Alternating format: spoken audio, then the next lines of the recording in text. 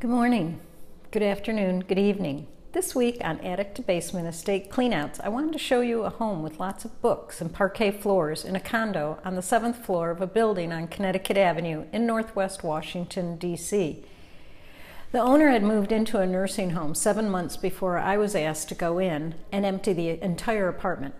I don't know if the water damage next to the wall heater, air conditioner happened before or after the owner moved out, but it was sad to see such beautiful flooring damaged. There weren't many rugs, which was surprising as so many high-rise buildings required a high percentage of the floors to be covered with rugs, so it's quieter for the people below. I believe the master bedroom, living, and dining rooms were carpeted, but the other two bedrooms were not. Unfortunately, the water leak had damaged the carpet, and I was asked to get it pulled up and trashed, which Junket Dumpet did by using box cutters. The parquet floor was very damaged underneath. The condo owner must have been a voracious reader.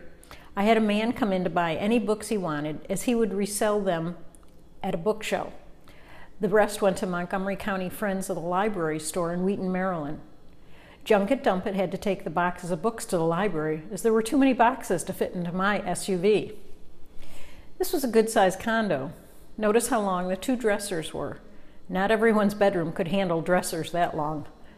This job took my helper and I a day and a half to accomplish because we had Junket Dumpet's crew there helping us with the rugs and taking out the books and the furniture to their truck at the loading dock on the back of the building. The family was keeping the contents of the china hutch and dressers. A tall cupboard had metal mesh instead of glass on the front. It was pretty, and I hadn't seen that style more than twice before. My helper and I hurriedly packed books into boxes after the book buyer came the first day we were there. Everything fell into place, and we got the condo emptied in record time.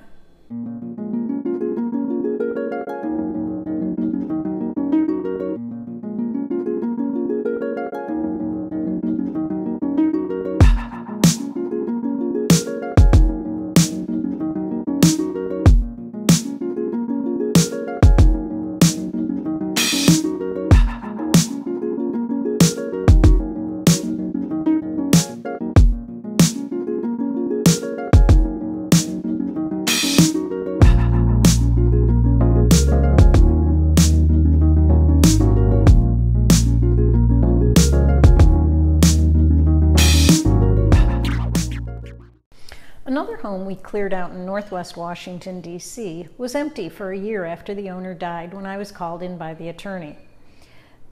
The brick house was a wreck inside, although the front yard was very pretty because the owner's front walkway was next to a home that had a gardener living there, and that person kept up the outside with pretty flowers and bushes. We worked there at the end of April 2013 when everything was starting to bloom. Unfortunately, I don't have any photos of the inside of the house, but my notes say that a faucet was dripping constantly. There were moths throughout the house, so we had to throw away most of the clothing and rugs, and we could smell that a dog had been peeing in the house. If that wasn't enough, in one bedroom the ceiling had a section where the drywall fell down. An exterminator didn't come in until we were done with our work. We went through papers for the attorney and bagged up the papers that had to be shredded and packed up a few things that could be sold. My two helpers worked 2 days with me as we sorted through it all and took it to charity what couldn't go to auction. I remember we found a hope chest with 5 dingy white cotton dresses that must have been keepsakes from the owner's childhood. The arms had holes in the elbows from where she crawled before learning to walk, and the stitching was beautiful, but not in good enough condition to sell. I did find a gun, which I believe went to auction on the final day. Not only did Junket Dumpet take furniture to auction, they made 2 trips to the dump. I then made a trip to the lawyer's office with paperwork we found, along with good jewelry and 6 pieces of art that the family wanted to keep. The next day I went to Polly Sue's vintage clothing shop in Tacoma Park, Maryland, with armfuls of women's clothing that was bought by the homeowner before 1980. Finally, I just wanted to say that my business ran on referrals. If lawyers and realtors and appraisers hadn't passed my name along to people who needed my service, I would not have completed emptying 800 houses over 15 years. I really appreciated those referrals and tried to return the favor when I could. Sometimes the job didn't need me. If during an assessment I had to tell the family that there was nothing the auction company or charities would be interested in, either because the family had kept anything of value or interest, or due to some circumstances things were broken or worn out or too dirty, I would pass on to the family the names of junk haulers. I always felt that what goes around comes around, and I still feel that's true. Thank you for watching.